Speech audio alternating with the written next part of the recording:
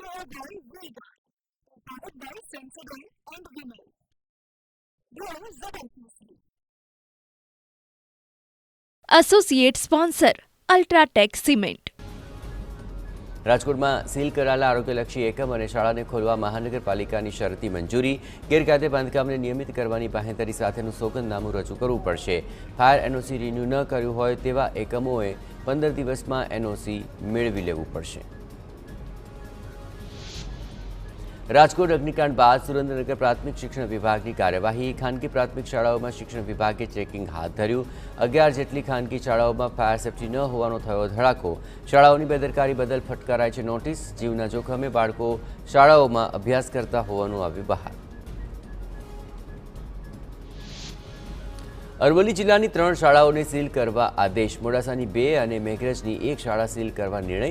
શાળાઓ પાસે fire NOC નહીં હોવાથી કાર્યવાહી. શિક્ષણ અધિકારીએ શાળાઓ સીલ કરવા આદેશ આપ્યા.